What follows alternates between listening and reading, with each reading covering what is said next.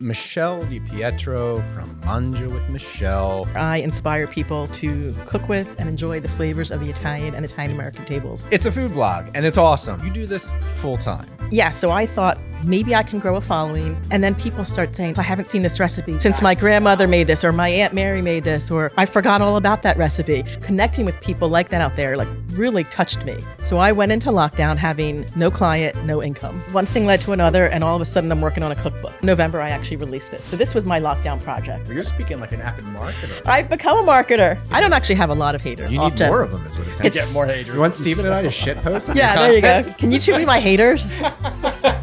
Michele, hit him with the spoon. He's spoiled. I'm having flashbacks. It's my childhood. The Italian food police. The Italians in Italy Oh, yeah. You can't do tell this. you, we don't do this in Italy, so therefore you're not allowed to do it. Well, I'm in New Jersey, so it's all good. I'm in New Jersey, We can so do you. This episode may contain explicit language not suitable for all audiences. And we're back with another episode of the NJ Content Studio Creators Show. I'm one of your hosts, John Bertino, here with... Ciao ragazzi, Steven Bacanta. Grazie. Ciao ragazzi, Steven Bacanta. Today's guest is an extra special one. Thank you. It's Miss Michele Di Pietro from Mangia with Michele. Michele, welcome to the show. Thank you so much for inviting me into your beautiful studio. I'm so Yes. happy to be here. We're happy to have you. Indeed, we are. Insert round of applause. We fired producer Jim. He lost his job due to AI. Sorry, producer Jim. Oh, the producer Jim's at a Phillies game right now anyway, right? So he's good. Yeah, so he's fine. he didn't want to come. No. But this has been a long time coming, Michele. I mean, Yes. you're like an OG homie of ours. I have to say, like you've seen Well, for sure of you. Yeah, I mean, we'll get into that, but Yeah. you saw the first iteration of the studio. I did. Yes. when we- Upstairs. upstairs. Oh, that's right. Michele Remember? came When upstairs. I first met you. That's You right. just moved back to South Jersey, more or less. Where'd you move from? Manhattan. Oh, okay. Yeah, I was there a long time. Yeah, we've had such a great, time getting to know each other the last couple of years. I forgot that was how we first met, but the audience has not met you yet. So let's That's right, not that's right. bury the lead here. Michele, tell the audience a little bit about yourself, where you're from, and what is Mangia with Michele? Well, I am actually a native South Jerseyan who's happily returned to the suburbs, but I lived in New York City for a long time. I am a culinary professional who has been culinary trained and spent many years in food service, but more recently has, I guess, second big career change of my life. And I now run Mangia with Michele, which is my platform where I inspire people to cook with and enjoy the flavors of the Italian and Italian-American tables. And I encourage people to create wonderful memories around the table in their own homes. You've clearly worked on your brand positioning statement. Well done, Michele. Thank you. It's a food blog, and it's awesome. food blog, yeah. Lots of Italian recipes, and one of the reasons we want to have you on is because you do this full time. Yes, I do. So for our listeners, new listeners who might not know, Steven and I have slowly developed a threshold. Steven, just gonna have the mic on the other side of the room, or what the fuck is this? No. Before we go on, Christy, can you just make my headphones lower? I'm blaring out over here. A lot of listeners might not know, but Steve and I have developed kind of our threshold for who we want on the show, who we feel is essentially qualified to give advice to our guests. And our general threshold at this time is at least 100,000 followers on a single platform, or you're doing this full time. And you are. Yes. And that's a major leap. Yeah. I mean, we've had quite a number of creators on the show that have hundreds of thousands of followers, and they're still not doing it full time. So the audience is keen to know how you've done it, how you got to this point. So let's start with your journey. You already referenced you were a culinary professional. So what were you doing, and how did it ultimately lead you to what you're doing now? That's a great question. So I was, I worked for the same company for about 16 years in food service capacity. I was culinary director. Right. And after that, I went to work for a small company, very small company where I was at it for a very short time. And it was during that time that I had this amazing trip to Italy. Actually, I went to Abruzzo, which was where the region where my grandparents came from. Roughly what year is this? This is 2015. Okay. Yeah, 2015. And I came back and I'm like, I just want to post about have an account that's all about my passion, which is Italian food and everything relating to Italy. And prior to that, I had another account, and I still have it. It's all about the food, which is the name of my consulting company. Are these Instagram accounts? These are these are Instagram accounts. But I came back, so I learned this wonderful phrase when I was in Abruzzo called "In Abruzzi si mangia bene," which basically means in Abruzzi you eat well. In Abruzzo you eat well. And I was like, oh, that's just a really catchy phrase. So I called my account in Abruzzi si mangia bene, which was like this long. Yeah. And nobody would ever be able to say it. And words are getting mixed up. Yeah, words mixed up. But it didn't matter. It was just for fun. And then it was sometime like maybe a year or so later when I was kind of like catching on to all these, I guess you would have called them influencers. It was just when the term was starting. I'm like, are these people are making money off of this? Like, I don't understand. Like, how does this all work? Yeah. And I was consulting at the time. So I had left the small company that I should say I was laid off from the small company that I was at. And that's when I started my consulting company. And it was that, I knew you have a financial background. I was a CPA before I went to cooking school. CPA. Yeah. So you're consulting on accounting or you're consulting on? Oh, no. Well, I was a CPA. I went for 5 years as an auditor. I went to culinary school back in a long time ago. You went to culinary school first, or No. I went to Georgetown. I was an accounting major. I went to work for one of the big 6 firms. I was there for 5 years in New York City and Geneva, Switzerland, which was really a life-defining experience for me. Came back from Switzerland, moved back in with my parents in South Jersey, enrolled in cooking school in Philadelphia. So you were done. I was after done. Geneva. I did a complete 180. Now haven't filed taxes since. Well, I was actually an auditor, so I was never on the tax side of things. Oh, I see.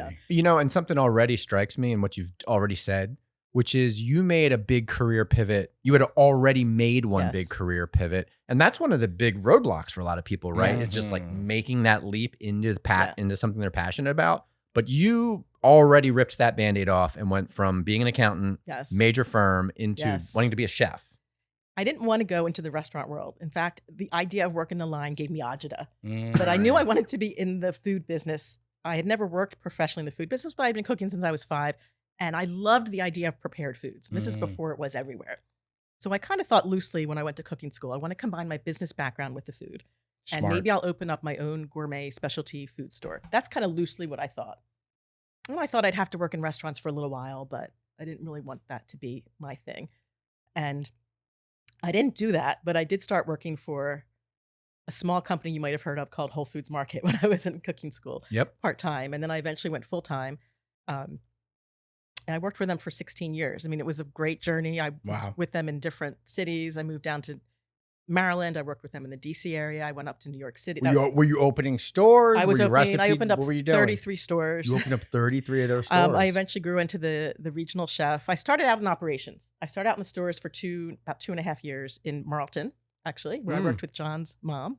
Oh, that's right. What? Yeah.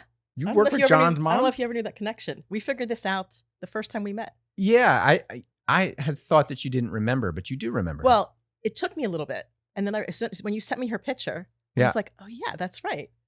That feels like a lifetime ago. It was a lifetime ago. I was in the Marlton Whole Foods right after they opened. I was part-time. I went full-time. And then I went to the Philly store, Callow Hill.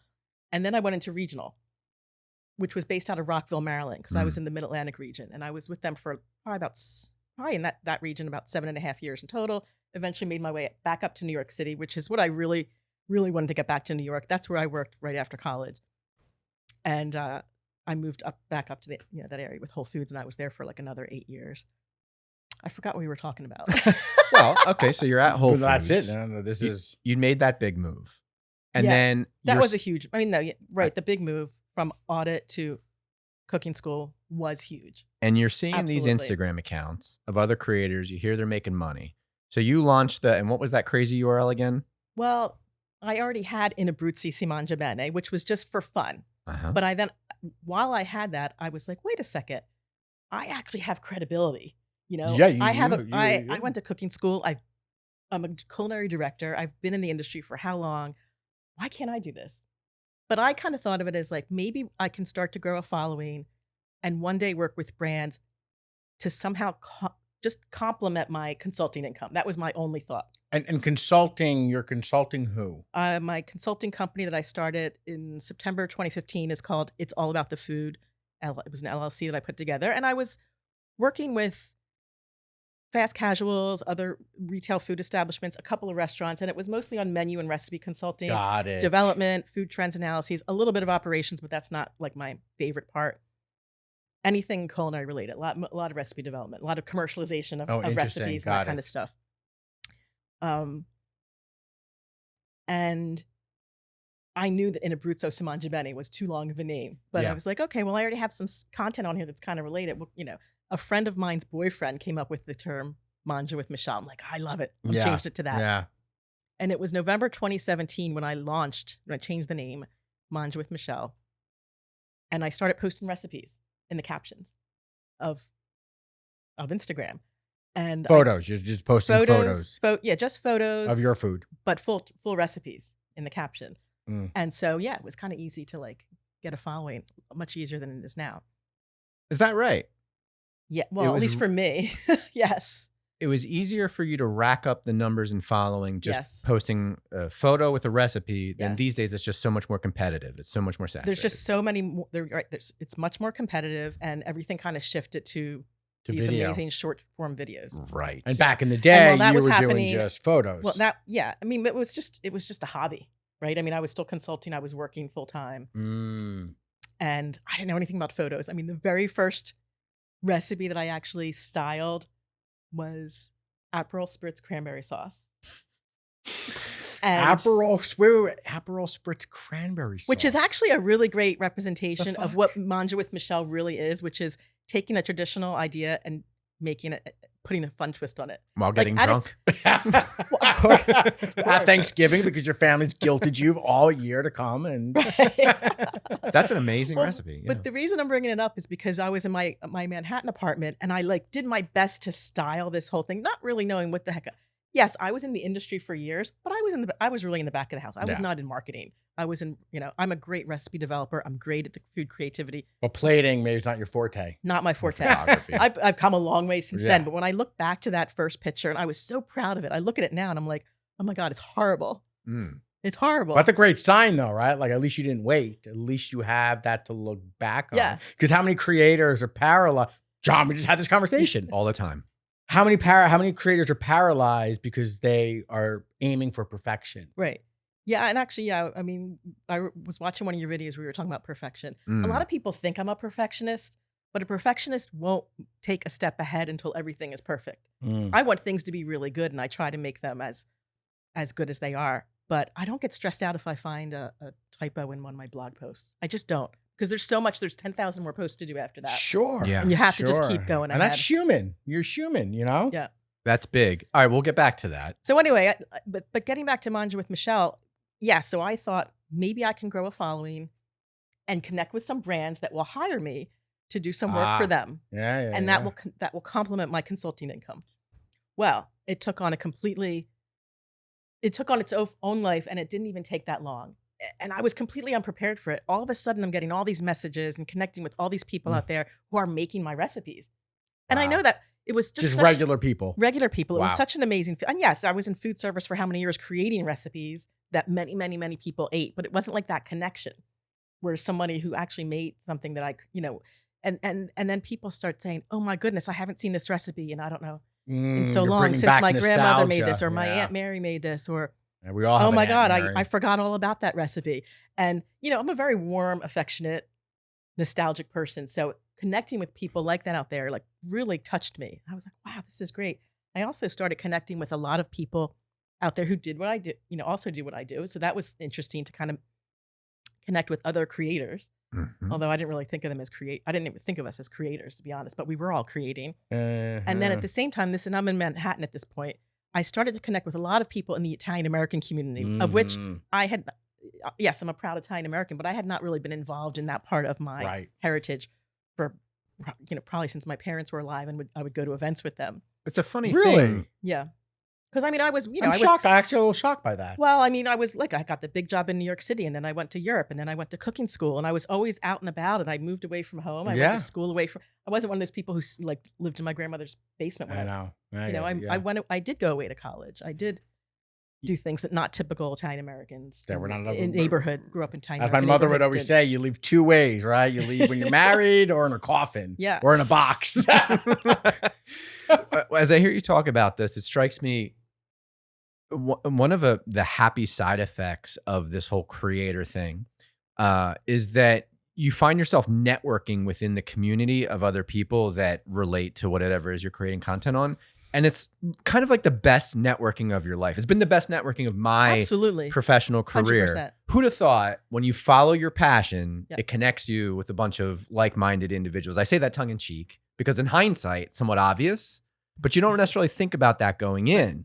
And then just let me turn that on its head. It's like networking, we all know is huge, but I don't know about you guys. Well, I know Steve and I don't know about you, Michelle. I've done networking groups. They're fucking miserable. Mhm. No offense, Chamber of Commerce. Yes, I'm talking Chamber of Commerce. No offense. Well, I'm not going to shout any more names, but your traditional networking groups can be absolutely brutal. And yet, something I'm seeing, again, I'll call it a happy side effect, is when you follow your passion as a creator, you start having these interactions with a bunch of other people that have shared passion. Yeah. And it makes networking your favorite thing to do. Yeah. I mean, even what we're doing right now, hanging out with you, talking about creating content, talking about living your life's dream, your passion for your work. It's the greatest stuff. Yeah. So anyway. No, when you zoom out and look at it that way, how fortunate, right? No, for sure. And I'm naturally a connector. So this whole kind of evolution of social media and my career has really brought out this other part of me. I mean, people say, "Oh, Michelle, you're so good at bringing people together." I think it's one of my superpowers, actually. Well, in the age of AI, I think it's even more of a superpower, right? Like those soft skills can't be replicated by a robot. That's true. And speaking, I know we're going a little over the place, but in the world of AI, the advice that we're now getting as food bloggers is put a personal spin on everything. Where there was this whole, for a long time, nobody wants to hear about your grandmother's Or how story. annoying. Yeah, the grandmother's recipe or how you whatever. But now they're saying actually put the personal spin on everything. Right, because it differentiates from the differentiates. AI content. Yeah. Yeah. And I've done that all along anyway. Yeah, so we had it right along. it's good for me. Okay, so you're in New York. Wow. You're doing networking now. You're making inroads in the Italian American community. You're getting a Yes. following. Take us from there. And then somewhere along the line, I realized I don't really want to be in food service anymore. I kind of want to do this full time. This was years ago. Wasn't even. And food service, Now- you were just consulting. I was just consulting, and at the beginning, consulting was incredible for me. I got one client after another.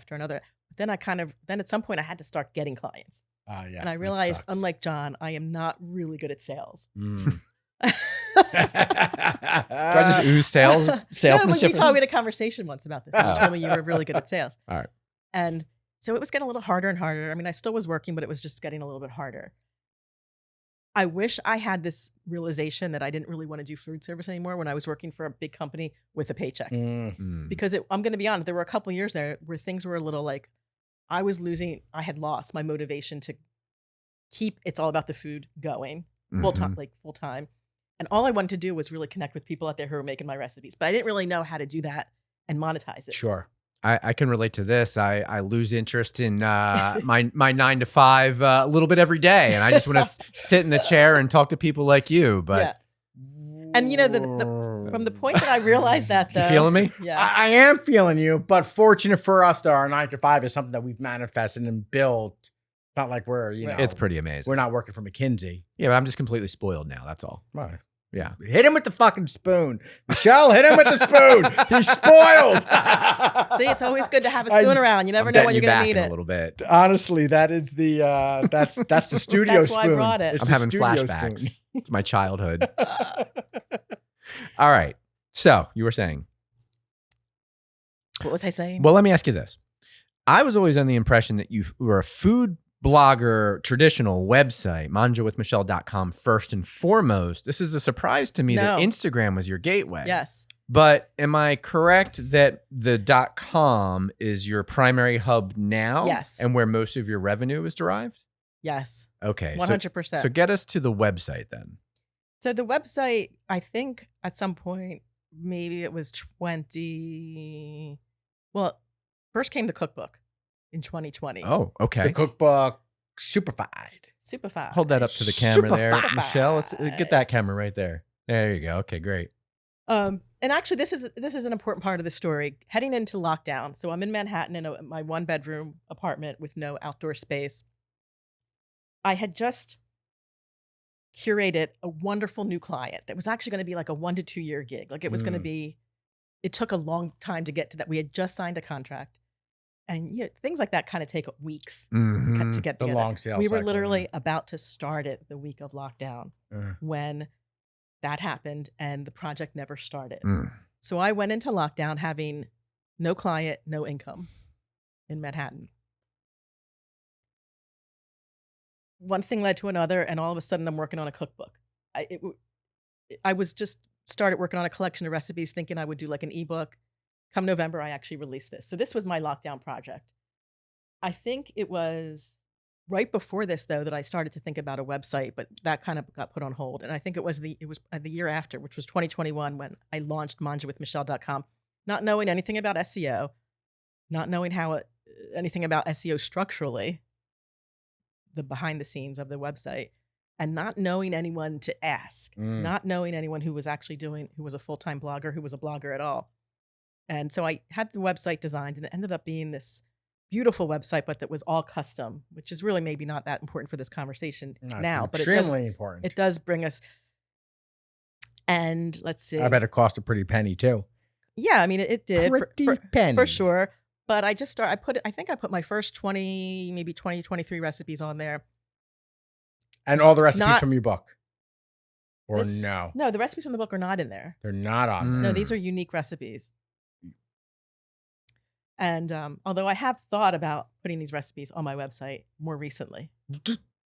Just so everyone, you showed it up. I mean, yeah. So this is unique. This is a unique spin. This is a unique spin, and this is like the Aperol Spritz cranberry sauce. This is actually a really good representation of my personal culinary point of view, which is looking at things in a different way. This soupified, soups inspired by your favorite dishes, is a different way to look at food. It is soup versions of classic recipes that are not soup. And while I'm not the first person to ever come up with lasagna soup, I know that this is the first cookbook of its kind, and the only one that's really out there like this. And it's really hard to find a cookbook genre that has not been done before. I mean, this like sausage and pepper soup, right? Sausage and pepper soup. We have even some chilled soup. We have caprese soup, Greek salad soup, Chinese egg roll soup. So it's not Chinese egg roll. It's not an Italian cookbook. But my Italian American roots absolutely come through in this. And I self-published it, and it's online, and it's available everywhere. And I'm very proud of it. You know, it was really, I think it was done very, very well. All the pictures were taken with my iPhone. Man, yes. I think you should be really proud of it. And you can actually see the photos that were earlier that aren't as good, because by the end, this was really, I think, the transformation of my food styling skills. The beginning. So COVID actually, in a way, was kind of good for you. Yeah. I know you lost a big client and you lost revenue and probably had a couple oh shit moments, right? Oh shit! But at the same time, for sure, you published a book, you got a website on, and you didn't let it stop you. No, and actually, it was when this, in the spirit of connecting with all these and networking with all these different people out there, other creators and other people that I met, started doing lots and lots of interviews, and I was on so many podcasts and so many. But this isn't your first? No, it's not my first. It's my first live though studio. It is. Most of them were all on the phone or like Zoom. Oh, this is way better. This is definitely way better. All right. So a few things here. First of all, I can hear our listeners going, man, if only I had a pandemic so I could focus on my life's passion, right? Like the pandemic, it sounds like, was instrumental in giving you the time and headspace to work on the book, which ended up being a game changer for you. Yes. And the website, which is now your hub for revenue. The website really wasn't a result of the pandemic, but it was wanting to really focus on the brand after I put the cookbook out there. Because I was like, now I have this cookbook. Mangia with Michele is a real thing. It's not just an Instagram account. Mm-hmm. It gives me a lot of credibility. It's like your calling card. Mm-hmm. And now the next project had to be the website. The other thing is the photography. So the book forced you, it sounds like, to really become a good photographer. And I will say, I think you're a good photographer. I see your stuff on social on a daily, and I'm like, wow, she's really good. I've come a long way. It looks excellent. And a lot photographer, of that, including food styling. Right. Because that for me was the a whole nother layer. Harder thing. And as far as photography, I don't consider myself a food photographer at all. I'm a chef who takes pictures. Your stuff's good, and Michele. I still take everything with my iPhone. And I do have sort of a fancy phone that I bought years ago. I mean, now it's probably outdated. but I never really learned how to use it the right way. So I just like take everything. And you know what? Lights? You use I lights? use now, well, since I moved to South Jersey and have this That's great. beautiful skylights, I use natural light. All this is not that. That's what we're natural. looking at right now. What is that? So Oh, that is one of my Broccoli favorite Rob? recipes. That is pasta norcina, Marcina with which is the, a creamy sausage sauce. and walnuts, right? I don't remember if there's walnuts in there, but I added spinach, which is not traditional. And all the Italians from Italy are always the first to point out to me, you're not supposed to put spinach in pasta norcina. Really? Oh, yeah. No shit. That happens all the time. well, you do a beautiful Yes. job. And so you've gradually over time gotten better and better. You've practiced clearly. How Yes. frequently are you posting to Instagram? Oh, to Instagram, once a day, Are you Sometimes- batching? Go ahead. sometimes twice. When I'm on top of things, I batch and schedule everything out for like 2 or 3 weeks in advance. Got it. So you'll do a big Right now, shoot. I think I have 3 things scheduled, so I'm a little behind. yeah. but yeah. You'll do a big shoot ideally, and you'll get enough content for 2-3 weeks. Is that what I'm hearing? No. The shoots, I don't do special shoots for Instagram. I create content for my website, and then I repurpose the photos and mini videos that I'm taking during my content creation for my website for social media. Mm. That's how I do it now. Ideally, yes, I would go back and do food videos, cooking videos of everything, but that's the That's big the next opportunity. level. That's the big opportunity for me, is finding the bandwidth to do the videos, Right. for the- and then have a cascade from there. Yes. Are you doing email? Yes. In fact, it's growing Good. pretty well. I'm close Nice. to 11,000 Wow, that's amazing. follow or subscribers, which is probably small for a lot of compared to a lot of people. But I recently grew it like 3,000 in a matter of months. I think more creators should take a page from your book and start putting together an email list. It's so important. I mean, I've known it's important for a really long time. I want to grow it to 100,000. Fuck yeah. And I do mailings twice a week. During the holidays, I'll do more. Holidays being the year-end holidays, and Easter has also been really big for me. And August, I mean, this is now my second August as a monetized food blog. My second August is really good. Really? Yeah, I mean, I have a lot of seasonal vegetable recipes, and people, They love it. You're in the Garden State, and then beautiful, lush. exactly. So there's a lot of Italian-inspired vegetable recipes. A lot of them are simple. A lot of them are very nostalgic as well. Every day I'm getting messages from people like, "Oh my God, I haven't had that in so long." Like my aunt, my nonna made something like that. Even if there's a twist on it, and I do still like to put twists on things, and some things I'll stay classic. Staying on email, what's your approach to email capture? I recently started using a service called Grocer's List, which I will give them a Grocer's plug List. because I actually really like them. Tell us about it. Grocer's list. Grocer's List is, for me, the next iteration of the Lincoln DM for Lincoln bio. Yeah. Not Oh. Lincoln bio, DM for the. For Yeah. the For the recipe. DM for the You recipe. do that a lot. DM. Well, or, I was doing that anyway, and then with a different company, and then Grocer's List came along. It was recommended by the guy who helped me with my complete redesign, which I just went through of my website like very recently. It's still going on, actually. He recommended Grocer's List, and Grocer's List, it's the DM for if you want the recipe sent to you, and in that DM, it gives people the opportunity to have the to opt recipe in. emailed to them, Oh, smart. therefore growing your list. I And of love course, that. there's the unsubscribe, but my unsubscribe rate is 0.1%. What platform are you using for email? Flowdesk. Oh, I use Flowdesk. Do you? I use Flowdesk. Yeah, I love Flowdesk. Yeah, Flowdesk. And One price and limited contacts. so I've been and- with Grocer's List since June, and since then, I think I've grown like close to 3,000 subscribers in like 3 months. Yeah, I was just going to do that math. Sounds like you've been building a list for roughly 2 years. Started? Yeah, probably about that. Right? And 11,000. Yeah. So 24 months, 11,000 emails. That's That's really about solid. 400 a month or something like that. That's a lot of email capture. Yes, I guess that's It those averages numbers. out Yeah, like that, but there's I'm the sure average. Yeah. it was ebbs and Yeah. flows. But that's incredible. And there's another thing with my ad management company where you have to capture someone's email and if they want to print your recipe. It's very controversial out there. It's called Oh print. yeah. It's called Print Pass. And I turned it on, I turned it off, I turned it on, I turned it off because I felt so guilty about asking people for their email if they wanted to print my recipe. But then everyone said, turn it on, turn it on. Turn it on. You're giving them the free recipe. And sure, you get those emails that are not real emails, and a lot of Sure. people will unsubscribe. But over time, it does help to grow your list. Yeah, I got to tell you, objectively, Steven and I are both kind of, home cooks, amateur home cooks ourselves. And I would prefer to give my email than some of the other things I have to trudge through just to get to the damn recipe. Right. You There's know, a lot of bad UX yeah. in recipes and looking when you're on the fly, you Right. know? Mhm. And I think I've gotten better at the emails. I mean, now I'm referencing other recipes, not just Good. the recipe that's in there. And like, it's coming this- from you, and it's like, you know. Yeah, I mean, I think obviously I can get better at it, but for what I'm doing right now, it's working. And I do have a welcome series. I have a 4-part welcome series, which Look does at need you. which does need to be updated. I need a new lead magnet. It's a little old.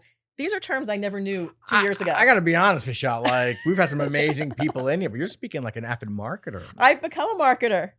I have become a marketer. I mean, you kind of have to. If you go over all the tasks that are involved in a website, there's IT, there's marketing, there's operations, there's education, there's analytics, there's accounting. There's frustration. I do them all of. I Yeah. do all of it. And Indeed. I'm shocked.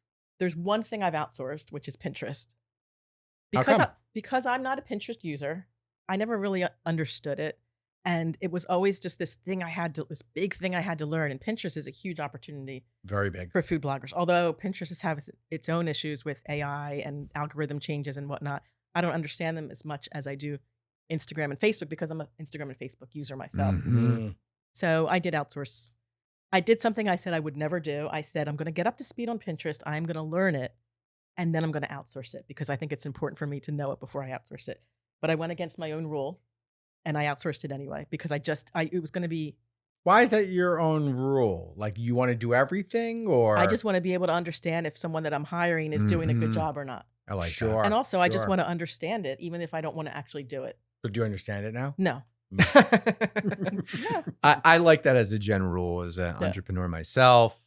I've definitely gotten to the point where I'm comfortable with delegation and outsourcing, but I do want to understand it as much as I can before I Yes. do that. So I not only make sure I'm getting treated fairly, but also so I can provide better guidance. Absolutely. And also not be a shitty boss. Yeah. You know, like, because I'm in the dark and I have no idea what goes into this. I'm just barking orders, but I don't really Right. understand what's happening behind the scenes. I did work with someone. I'm working with someone where it's a hands-off package. Mm-hmm. A hands-off package. I got the package where I don't actually have to do anything. I still provide some stuff, and listen, it's working for right now. But Pinterest seems to be pretty automated. I mean, you have all your shit already published. But you have to do these pins, which are posts with words on them. So it's just another thing to do. It's getting onto Canva and doing graphics. And if there's one thing I'm not yet, I am not a graphic designer. No. Mhm. Well, Canva makes everyone a graphic designer. But it's just one more thing to learn. Mhm. Canva And there's does so not when make there when everyone. there's like 10,000 things to learn. Right. And then it's understanding Tailwind, which is their scheduler, and then you have to pin your stuff, but you have to pin other people's stuff. But and you have to- Tailwind is Pinterest scheduler. it's one of Oh, the one I use, okay. So I'm curious to the one ask my person you, uses. Yeah, your person, right? Yeah. shifting gears a little bit, I'm curious to ask you about how you come up with inspiration for new recipes. I mean, it's pretty demanding to constantly have to come up with new content, new recipes. What's your methodology been? That is the most joyful and easiest part of my job Is that right? because I'm a chef by trade. And when I worked for all those years in food service, and especially for that one company that I was at for so many years, my job was to create things that nobody else had created out there. Mm. Innovation, we used to joke, we used to say innovation is like a 4-letter word around here. It was jammed down our throat. But I was also very good at like coming up with creative food ideas. It's just it's the easy part of everything I do, and it's my most passionate part. It's what drives me. It's your ikigai. So I have a million ideas. It's a matter of kind of winding them down to like what has good keyword opportunity. Something else. So you're going there. Whoa. Did I just hear you say you do SEO keyword research before you determine what recipe to create? Actually, I heard her say that on the bocce court last week too. Is that right? Yeah, Did you? totally. I heard that you were like mumbling it as you were throwing the Paulini down. So those first 23 recipes, I didn't know anything about keywords. I didn't know anything about SEO. I knew I didn't know it, but I still created recipes. I even took a course on keywords. I just didn't get it. I'm like, I passed the CPA exam on the first try. Why can't I understand this course on Mhm. keywords? Like, I think I just didn't resonate with the instructor. Well, John should have taught it. I know. I finally found someone who was an experienced food blogger who I hired, and she taught it to me in like 5 minutes. I was like, oh yeah, that's it. I totally get that. Mm. And so ever since, yes, even now in the world of AI, yes, I absolutely do keyword research. It doesn't mean that I don't have lots of ideas on my own. I will still try to like massage them into something that has Mhm. good search volume, Right. but not always. Yes. It's that balance. And also the Yeah, you want something that's low trendy. competition, Right, low right. competition, high search Yeah, volume. there you go. Right? Is that why you made the pickle pasta or whatever you made? No, that was an example of trying something new. I know. You guys were not at the meeting where everybody, even all the old Italians, loved it. Oh, bullshit. Not buying it. I believe it was great, but I too, Stephen, am a little traumatized from Michelle's pickle pasta. But that's an I example. That's just- an example of I have PTSD. needing to just go for it and try things sometimes. Oh, Sure. yeah. Yeah. I mean, you probably don't even know. I did a tour to Sicily. That was another thing I tried as my brand. Didn't work out. Tour to Sicily? Like as a name? No, I partnered with a tour operator, A tour operator. and I ran a Mangia with Michelle tour of Sicily. Did you? Yeah, this was 2019. Planned. Sounds like our friends from Two Guys on a Plane. Yeah, was it Trova Rich and Trip? Drew. It didn't really work out. I had two people on it. One of them was my cousin. But you try things, or maybe it was too early in my brand journey. But it might have been because I think that like if you start warming them up to that, that could be like a 2026, 27 thing for you. Yeah, I'm not sure if I really want to go down that road again. But Yeah, I think we are. I think we already did. Yeah. We are Steve and I on are that managing road. the tour for you. We're your tour guides. Welcome. But in terms of the pickle, there's an example of. Let's get back to it though. Let's Pickles go are a back to the huge pickle. trend. Why? A huge trend out in the food world. So weird. And actually, I got this idea to use it as in the puttanesca. Why not try it? Sure. I I just don't think like sometimes- pickles to begin with. I just think sometimes you have to just try things and see what catches, and it doesn't necessarily always have to be about SEO, but it mostly does. But Sure. Well, you're making a living as a creator, therefore SEO kind of becomes like that's your ATM line, yes, essentially. absolutely. Like you need Yeah. that line to be stacked. Right. It's huge. And I know what you mean, Michelle. You got to strike that balance between placating the search engines, making sure you're getting new traffic, also building on top of other keyword clusters that you might have existing momentum for, Yes. bolting onto that. But simultaneously, look, at the end of the day, you're a creative and a chef. If the mood strikes you to create something that's, outside of keyword search volume, I might imagine from time to time, you're just like, well, You have to whatever. feed your soul as Right, well as exactly. the analytics. So, since we're I on- love that. Like that right there, like might be the name of the episode. Amen. Let's stick with SEO for a minute here. Sure. So walk us through your process. Is it just keyword research, or is there more to it? Let's see. Well, I will either have an idea already that I want to see what's out there that's very similar, or how can I kind of structure the idea based on keyword research. I will also, of course, look at the top ranking posts that are already using that keyword Yes. and see what other keywords they're ranking for. Yes. And just, that's a whole nother analysis. See what kinds of questions are being asked. That's right. And then you'll come up with additional inspiration because you want to go after a certain site that's ranking for something. In theory, yes, but I don't necessarily think of it that way. I mean, what I try to do is write the most comprehensive post, but that's also my personality. And that's also a testament to the background of who I am as a professional, because like as an auditor, going back all the way, my job was to ask, what could go wrong? And I still think of that way with a recipe. What could go wrong? In fact, some of my more recent posts, I have a section, Yes. what could go wrong? Yeah, that's really smart. Also, as a culinary director, and I mean, I worked on soup to nuts, so many programs for Whole Foods. Soup to nuts.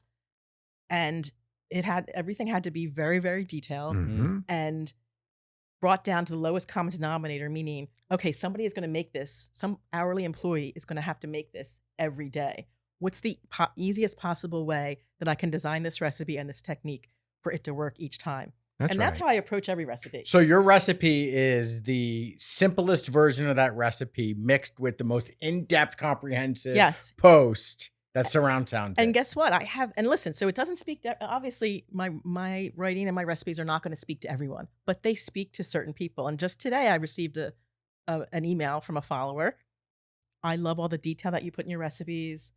you told me to think about this. It was basically an attribute to that, And then another person I know is like, you can totally tell you're a trained chef.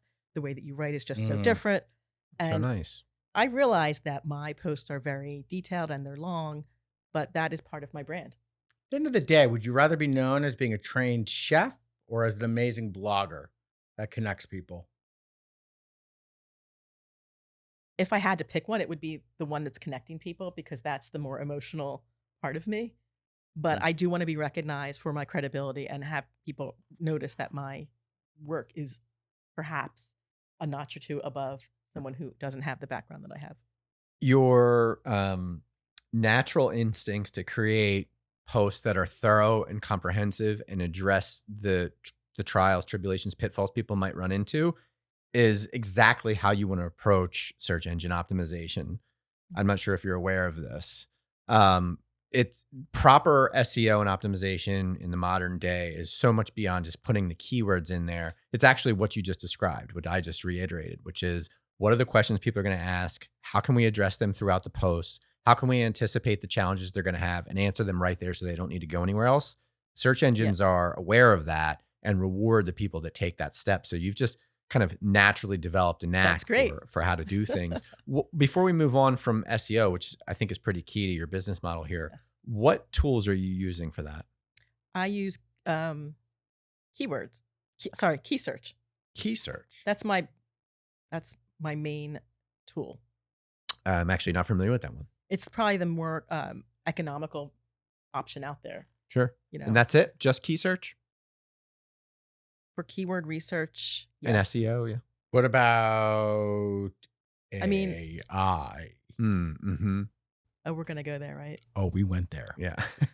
I recently. Also, speaking of- another botchy conversation Yeah. we had last No, week. speaking of AI, that's one of my huge opportunities. I did recently purchase a course specifically for food bloggers about AI. I haven't taken it yet. But I think it's going to be really key for me when I start updating posts, which has to be a huge part of my business, but it's not right now. Updating old posts. Updating older posts, or even identifying, posts that used to do really well. Now they just do okay.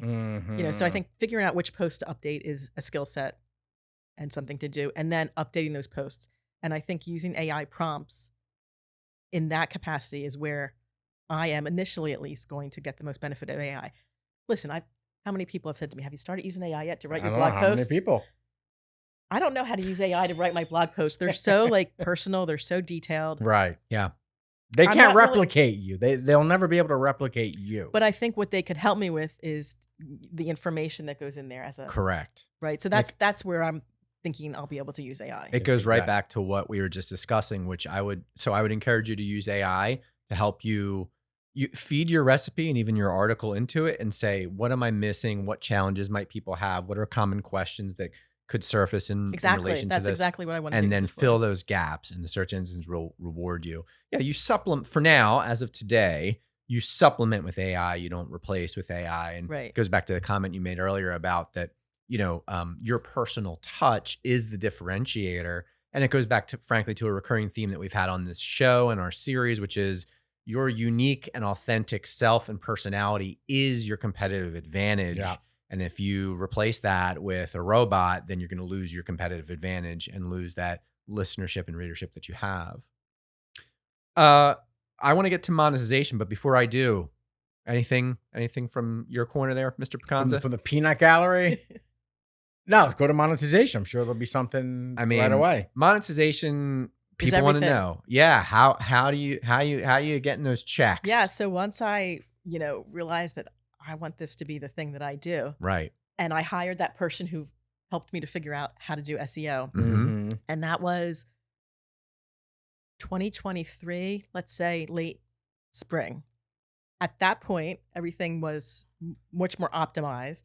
And I remember meeting with her and she's like, okay, she kind of gave me if you grow this, according to this plan, you should be able to monetize by November of 2024, which at that point was like a year and a half away. And I'm like, what? Was that based on a threshold of anticipated traffic? Yes. What was that number? Do you remember? Because the traffic that I was initially aiming for, yes, exactly. My goal was to get into Mediavine, which Mhm. Yeah. is one of the gold standards of ad management companies for food bloggers. There's Right. another one, Raptive, which has a higher threshold, but Mediavine, you have to have 50,000 sessions within the previous 30 days. Mm. Okay, so when I started paying attention, I was less than 2,000. So Mm. for all intents and purposes, I had almost no traffic. You know, I had just moved back to the suburbs. The whole previous year and a half was about writing Soup. my cookbook, and then I think I had knee surgery in there, and then moving from Manhattan back to the burbs. So like the And website- building the initial website. Yeah, you were building the website too around that point, right? yeah, Yeah. for sure. And I just lost my train of thought. So you had to 25x Oh, right. your traffic. So for all intents and purposes, late spring 2023, I had about 1,500 sessions in a 30-day period. I monetized January of 2024, so within less than a year. Wow. But I actually hit 50,000 by December, so it was probably like within 7 or 8 months, I hit 50,000.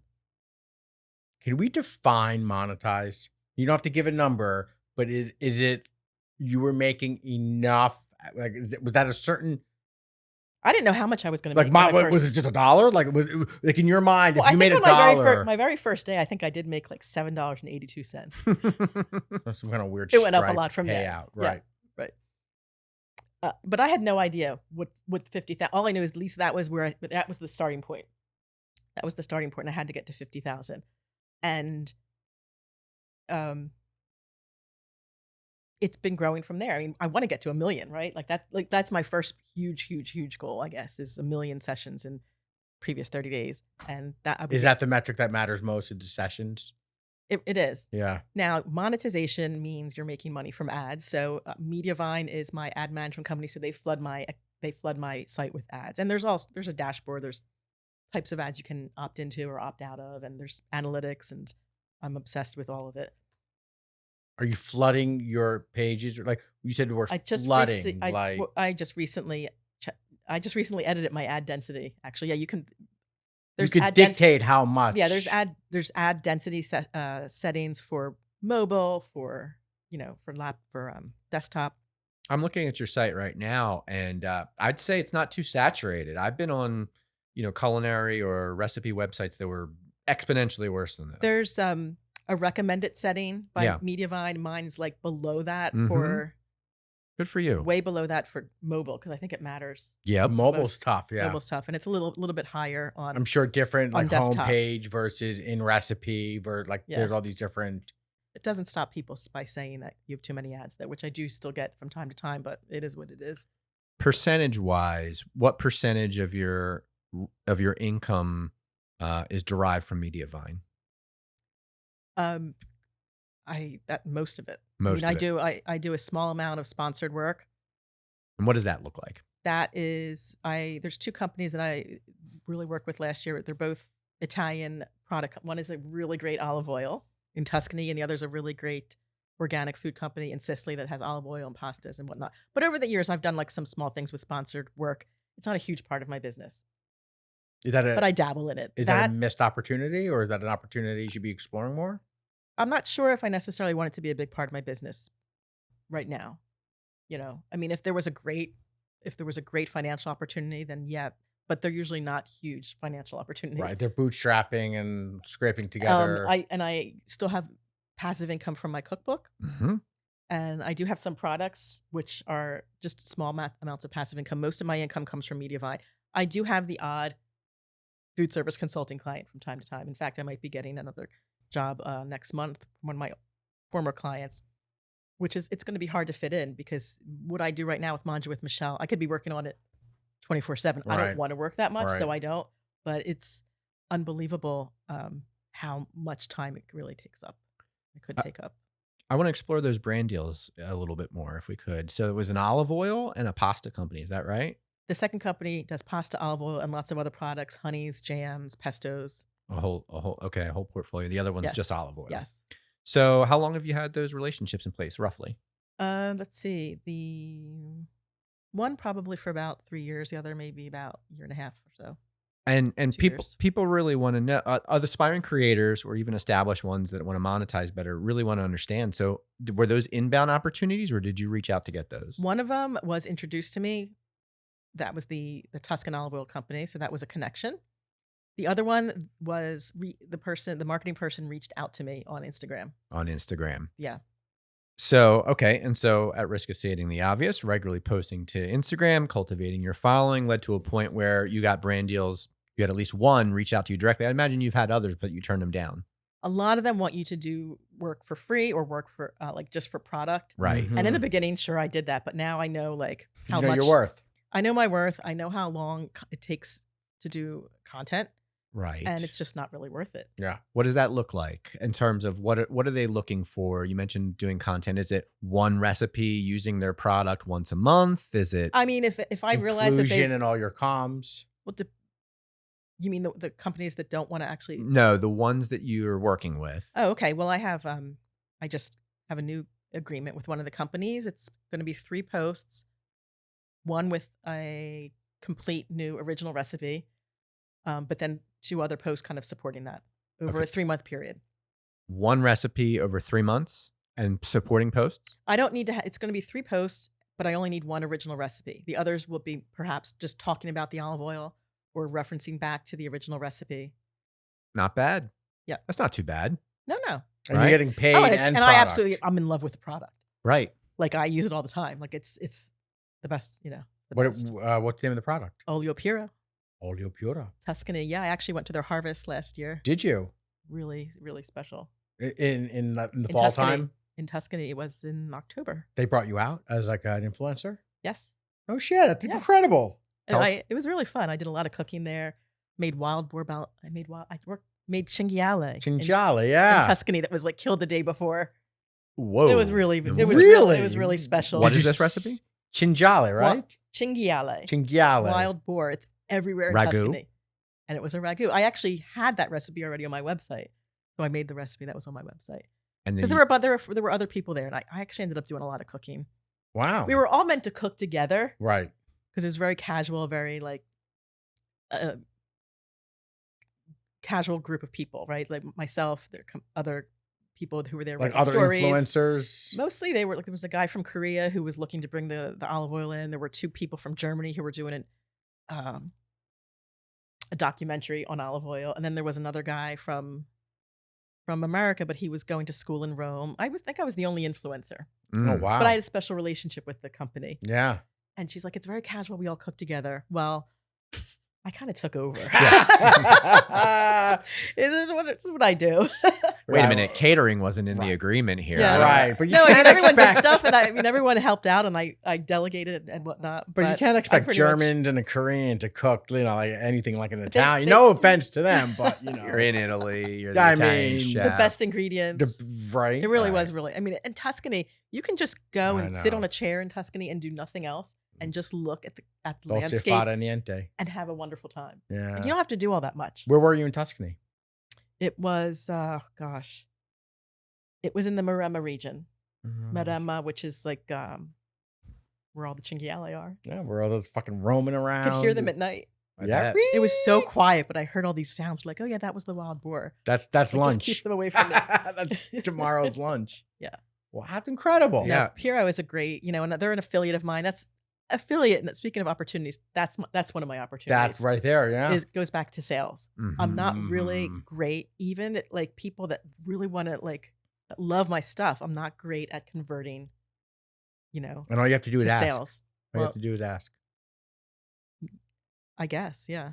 I mean, I'm not good at it, so we'll have a conversation about I that. know. Yeah, afterwards. one step at a time. But that's an opportunity. But since I started getting a little bit better at my newsletters, Mhm. and I've been adding more links to my newsletters, so Good, my good. Amazon affiliate, Yeah. it's better than it used to be. But there's still opportunity. I love the fact that you have an email list and you're Yeah. active and you are aware, because I'm telling you, it's we don't own the algorithms. We don't own social. You have to rent it, Absolutely. but you own those emails. Yes. And you're paying Yes. Flowdesk $35 a month Yeah. for unlimited amount. And Yes. I love Flowdesk. It's easy to use. It is. So zooming out a little bit, What's the biggest, most unexpected challenge, or one of the most unexpected challenges that you've had to grapple with and overcome in this journey? How much time I need to spend at my laptop writing, by far. That is it. I knew I was going to be running a website. I had no idea how much time I was going to have to actually spend sitting there writing. Mm-hmm. It's a bear. It's not my favorite part. I could just be creating food and in the kitchen all day, every day. New recipes. If I had to create 2 or 3 new ideas every day, I could do that. It's so much writing. And I'm not quite sure how to create efficiencies in that area. Like writing, like you're writing the story of the recipe. It's everything relating to whether it's editing the photos, resizing the photos, alt text, uploading everything. Oh, well, Doing that's all None of that is writing, by the way. But it's time at the laptop. Yeah, Okay. it's the Right. time at the It's laptop. still time at the laptop. Right. and things to get the post just right. I can relate in the It's sense that we tedious. put these very comprehensive posts together, coming out of the interviews I do for my other show, the Niche Marketing Podcast.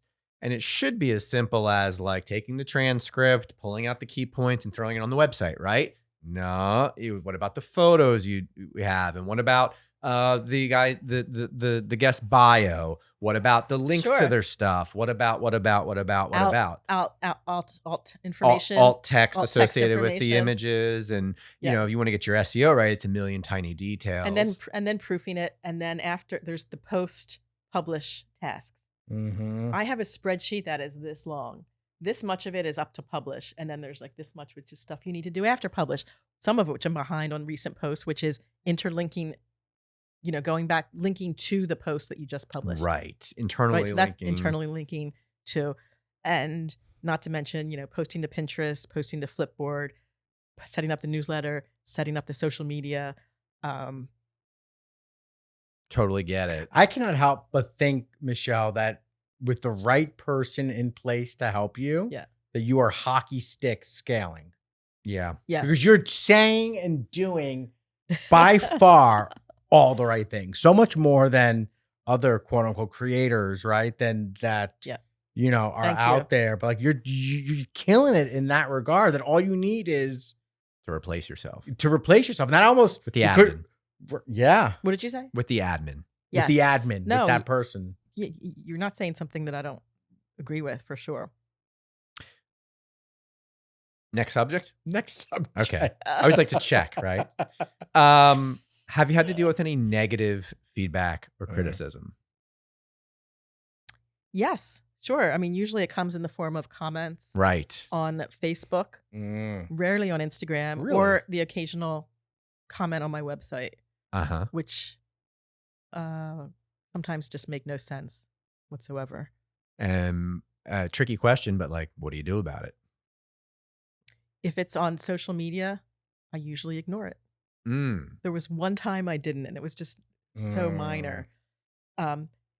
Most of what comes through on Facebook, because I share my stuff to a lot of Facebook groups. That's where I get a lot of traffic from Facebook, because not like not the Italian American groups. Italian American groups and Yeah. Italian cooking groups, Italian food groups. So it's the Italian food police. It's the Italians in Italy Oh, yeah. that You can't do tell this. you we don't do this in Italy, so therefore you're not allowed to do it. Right. Give us an Yet example. they're allowed to make chocolate lasagna. But if I put spinach in my pasta norcina, it's a capital forbid, crime. Right. What are some other capital crimes that you got called out for? Well, that was one. Usually that's not the right. We would never put that. We would. That's the one that just came to mind. But there's so many. Give me a few minutes, and I'll come up with more. But you just ignore it most of the time. I just ignore them because I don't want to put energy into negativity. Mhm. And they're a troll. But what I love is when another person who's a follower of mine or who really loves my stuff, or it might just be a random person, will reply to it on my behalf Yeah. and be like, what are you kidding? No, what's wrong with you? That looks great. Like, or Backing you up. yeah, like I've definitely gotten comments where that looks like a piece of shit. I don't know why I can't help but laugh at that. People are so brutal. I want to almost It's like, wow, go you must be through fun at parties. Right. But no, the only time I replied to one person was when they said, we would never do that in Italy, whatever it was. We would never do insert, Right. food crime in Italy. And I said, Put Well, I'm in New Jersey, so it's all good. You know? I'm in New Jersey. We can do whatever we want. Fuck you. We can do whatever we want in New Jersey. It was not even like a huge comeback, but for me, it was a big comeback. Well, so two things. Right. First, a comment, and then so the Philly sports guy who was the last guy to sit on that couch. We actually ended the interview with him talking about how as he's built his following, more and more his supporters jump in and they become the retaliation. Like they'll gang up. Yeah. Sounds like you're seeing a little bit of that. Yeah, You got I've seen super that. fans. I've Yeah, seen that. super fans. But the other thing, and multiple creators that have sat on that couch have mentioned that, the haters aren't necessarily a bad thing. No. Because the comments are engagement. And if I would almost, if you can say a little something that just gets them going, maybe not in a negative direction, but like, tell me more about why you feel that way. Or could you elaborate on that or things like that? That's actually the engagement metrics that the algorithm loves. Right. Like I think we should really get you to say bruschetta. Say bruschetta with me, Michelle. I won't do it. Michelle bruschetta. Or prosciutto. Oh. And it's bruschetta. So Steven's on to something here. He's given a shout out to our former guest, Wes. Dave, aka Wes from Feeding Time TV, Right. who intentionally will say things, pronounce things in a way that will trigger people, mispronounce it, get it wrong, because he knows it'll gin up a bunch of, And then he'll get more money. Yeah, exactly. There's the Facebook bonus program. So this is see, these are little things that I definitely could do more of. Well, that's what this show's all about. The little things that go a long way. Yeah, and like you said, we're talking real money here. And it might We're sound talking like a livelihood. right. It might just sound like we're coming up with a gag to mess with your haters, but no. Get the haters, stoke it a little bit. Just find a way not to make it too negative. I don't actually have a lot of haters, so they don't come all the time. You need more of them, is what it sounds Maybe like. you guys could. I Definitely need to could get more haters. You want Steven and I to shit post on your Yeah, there content? you go. Can you two be my haters? Don't manja with Michelle. Where's Kristen? Kristen's up for anything. Kristen, can you shit post on Michelle's blog, please? It's Kristen's shaking her I do head. have She's the a Italians. Jersey Devil. I do also have the Italians telling me that I spell my name wrong. Italians are so judgmental. They're so judgmental. They're so judgmental. Italian Americans are very warm people. No. They like to hug you. They're whatever. They bring Italians are not always Oh, that. no, they have pusses on their face. I have so many stories. We were on a plane. We were in Sicily for like 3 months on a plane from Sicily to Ireland. But we had to stop in Bergamo, and that's where we changed flights there. So we took the flight from Wait, where's Catania. Bergamo? Is that in the north? Bergamo is near Milano. Yeah, that's what I thought. Okay. So we fly to Bergamo and we're getting out of the plane. Now we're switching to Dublin and we're sitting on the plane. And I go to Melissa. I'm like, hey, what do you notice about everyone here? And she looks around. I'm like, they're all smiling, right? All the Irish people were on the plane going back home and they were happy and they were smiling. You tell the Italians that they with a puss on their face, jonesing for a cigarette, needing another espresso, and it's just, they're uptight. Yeah. And they're totally uptight. I get it. One thing I didn't ask you about, and I'm curious as we kind of look forward and round out the conversation, is if you've dabbled in the idea of doing a course at all. No, I have not. I mean, you clearly have a knack for educating, teaching. People love your content. Maybe a course is in your future. It would be a great moneymaker. Is Michelle if it did well, but it's not anything I've given any energy to. When I look at the things that I want to do, that's never been on the list. What is on the horizon, Michelle? I would love to do at least one more cookbook. I think I have 2 to 3 more in me, but there's so much time and money that goes into a cookbook that it's just not the right time right now. I need to focus on the website. I would love to do ebooks and make that as secondary income, passive income on my website. Mini versions, PDFs of recipe collections that may already be on my website. Maybe some aren't. I would love to do a podcast.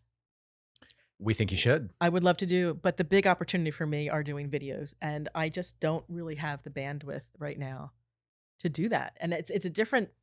You alone? No, you don't. But you with the team, you do. Well, with the team or even with one other person, you know. But the operation of coming up with a blog post and all the photos and the step-by-step photos, it really is different than doing a video. Like you would need to do the recipe a second time. Like you can't do all of that at the same time. With just me anyway, or I'd need another camera. I would also need another camera. But that's the big opportunity for me is video and then cookbooks. A course, I don't even really know what I would teach, to be honest. I mean, it could You- be it could be cooking, but Or you could teach other food bloggers on how to be a creator for a living. How to be. I probably could Mm. teach people how to create recipes. Like that is something I'm very, very good at. How You're to- also really good at being a creator. I guess I am. Yeah. Mm. I guess I've come a long way. I Maybe mean, I do think having a community, and there's one other person in Cherry Hill, Jersey Girl Cooks, Mm-hmm. that I actually met when I was in a conference in Chicago, and she's been a blogger, a food blogger for a lot longer than me, and she's become definitely not only a friend but like a mentor. Oh wow. And That's she's great. we're sounding board for each other. That's So strong. we constantly are helping each other come up with different ideas, and a lot of them are still ideas, but or I'll be like, I heard this thing I saw this thing on Facebook. Did you catch it? No, I didn't see that. Thanks. Yeah. Or did you catch that? Because you can't see all the webinars. There's a Right. million webinars. Of course. Did you watch this webinar? I think really good advice. It's tough when you're in a creative and you're doing your own thing as an entrepreneur and as a creator. It's tough to sometimes be part of a community. And it can be isolating. And Totally is isolating. And I actually loved being on a team. Like I'm a people person. I Sure. do like to be with people. So I try to. That's really strong you know, that you have that. I yeah. know that even John and myself, when Yes. we have each other, and Right. sometimes it's not a lot of other people can Right. relate to if there's a struggle, if there Yeah. is a problem or a challenge that we're faced and we need to talk it out or hash it out. Yeah. So it's really No, it's good. positive that you have that. And I am going to my first conference as a monetized food blog this November in Boston. It's Mediavine, my ad Mhm. management company, is holding its first conference in a long time. Oh wow. And their conferences are supposedly like really, really good. So I will go with people that I know, and I'll also, I'm sure, meet many other people out there. Yeah, you certainly piqued my interest on those guys. I'm going to check them out. Before we kind of round out the discussion here or bring it to a close, I did want to ask you, because I forgot earlier, about your photo and video like tech stack, or like your equipment or gear, editing Done software. that. Okay. Well, I use my iPhone for all of my photos and Yep. whatever videos I do. And Any lens, anything like that? no. Okay, so just regular I iPhone. do have an overhead, something like this that holds my phone, which I rarely use, but sometimes use over, to capture myself cooking or cutting or chopping. Mm-hmm. I did just start using Edits, which is the Instagram version of CapCut. You do it all on your phone then? I do everything on my phone. Wow, you super I simple. even edit the photos on my phone, and then I just transfer them to my desktop through the iCloud, Mhm. and then from there I resize them, and then I upload them to my website. And your website's I mean, I'm sure there's better WordPress? ways that I can do. That's how I do it. WordPress. WordPress. You kind of have to be WordPress to be monetized Uh-huh. properly with all yeah. the plugins Especially as a food blogger. as a yeah. food blogger. At Mhm. least that's the way I understand So it. you're pretty savvy then with WordPress. I've and- become savvy. I you have just to went be. through a complete redesign. It's still Yeah. kind of going on. I mean, the main stuff is done, but the secondary pages are still not really done. But I had kind of got mired down in content creation right after I did the soft launch of the website, and I do have to return back to that to finish that project up. That was huge for me. I was putting that off for like over a year because I learned early on from my tech person that said, Michelle, you have a botched back end. Like it was never like, he's like, everything's patched together, and it Yeah. was never really put together for long-term success as a monetized food blog. Sure. So it was okay for now, but it was going to have to like get completely redesigned with a new theme at some point. Yeah. And I just kept putting it off because I didn't understand that. And then finally I just hired someone to help me, and then I hired another person to help me. And that's when it happened. Well, everything's looking great now. Steven, what am I forgetting? Are we going into like lightning round? Are we doing some fun shit now? Because that's Yeah. really all where my head is. My head is going there. Great. All right. Well, then we're going to knock out some bonus content with Michele Di Pietro. And you'll have to go over to Instagram, TikTok, our other channels to find that stuff. Michele, before we wrap, how can people find you? On all social channels at Mangia with Michele, and that's Michele with one L. It is 1L. It is one L, mangiawithmichelle.com on Instagram, Facebook. I even dabble in TikTok and YouTube Shorts and Flipboard, all Mangia with Michele. My cookbook, Superfied, is available on Amazon or all basically anywhere you can buy a book online. And I also have products that are on my website. I have different t-shirts and tote bags and stuff like that. Everything is linked to in my website. So mangiawithmichele.com is definitely the hub. And that's where we can get the wooden spoon to beat your kids with. Wooden spoon is not really available. Yeah, this is not really available just yet. This was a special purchase for when I got all this swag for my cookbook promotion. Oh, fun. So when I sent cookbooks out to people, to other influencers and stuff, I sent them. You send them the wooden spoon. Too. I love. There's only a couple of these left. I have to do another. For sure, you do. I love it was a marketing thing. No, that's a hot item right there. It is. Yeah. It is. Bought some other stuff like. Yeah, awesome. Well, thanks so much for sharing, Michele. What you're doing amazing stuff. The recipes are incredible. The photography looks great. Keep up the good work. Thank you so much. Thank you so much for having me here. This was so much fun. Awesome. One of many. We'll see you on the bocce court. Now we're going out to play bocce, right? Yes, we are. Yep. All right, let's get to the bonus round. Content Studio.